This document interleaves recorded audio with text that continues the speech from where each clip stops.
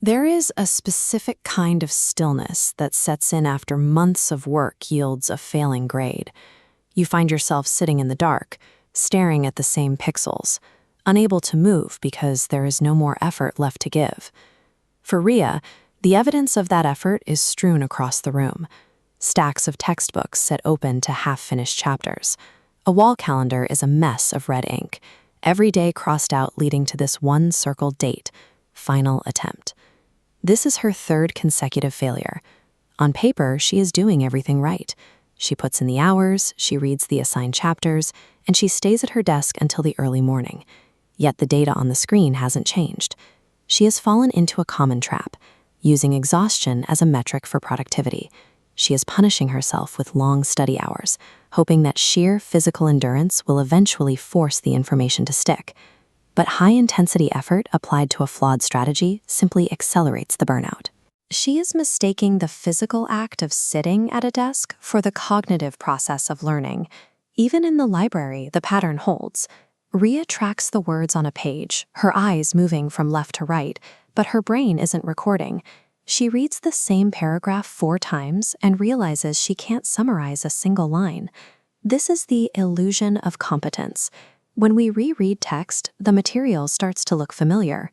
We recognize the words, and that recognition produces a false sense of mastery. We think we know the material, but we only know the page. This diagram shows the breakdown. Information enters the brain as input and cycles in a loop of familiarity. Because the eye recognizes the data, the brain stops trying to transfer it to long-term storage. Studying harder in this state is a waste of energy. It only deepens the familiarity, making it harder to spot the gaps in what you actually understand. Arjun, watching her struggle, offers a different approach. He tells her to close the book, put away the highlighter, and explain the concept to him as if he were a child. The silence that follows is the loudest moment of her preparation. In that gap, Ria realizes she doesn't have the words. She has the notes, but she doesn't have the concept. Arjun's challenge is based on the methods of physicist Richard Feynman. He argued that the true test of knowledge is the ability to simplify a complex idea until it is accessible to anyone.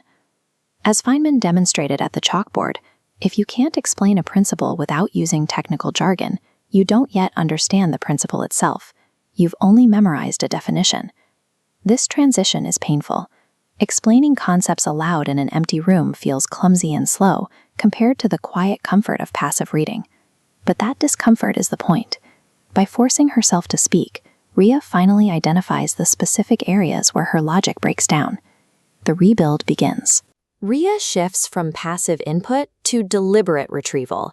She uses flashcards, speaks her explanations aloud, and targets her weakest concepts. This illustrates active recall. When you force your brain to retrieve a piece of information from scratch, the electrical pulse struggles to bridge the neural gap. That struggle signals the brain to strengthen the physical connection between those neurons. Learning requires this specific friction. Reading is smooth and easy, which is why it's ineffective. Recall is difficult and taxing, which is why it builds memory. However, the work doesn't end when the session does. During sleep, the brain begins consolidation.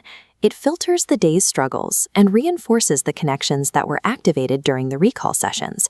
Ria stops viewing sleep as lost study time. She treats it as a technical requirement, the phase where the connections she built during the day are actually locked into place. Successful learning relies on this balance, the intense friction of retrieving information, followed by the stillness needed for the brain to organize it. On the day of the exam, Ria walks into the hall. Her hand still shakes slightly, but her posture is steady. She isn't trying to remember the pages of a book. She is waiting to explain the concepts she has already mastered aloud. When the result appears, she doesn't celebrate.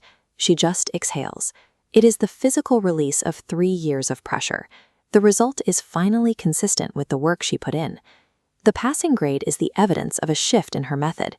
She stopped trying to outwork her brain's limitations and started using the mechanics of how memory is actually formed. Ria's experience shows that a repeat failure is often a technical signal. It's an indication that the method for encoding information has reached its limit. When the old way stops working, the breakthrough begins with the courage to change how you learn.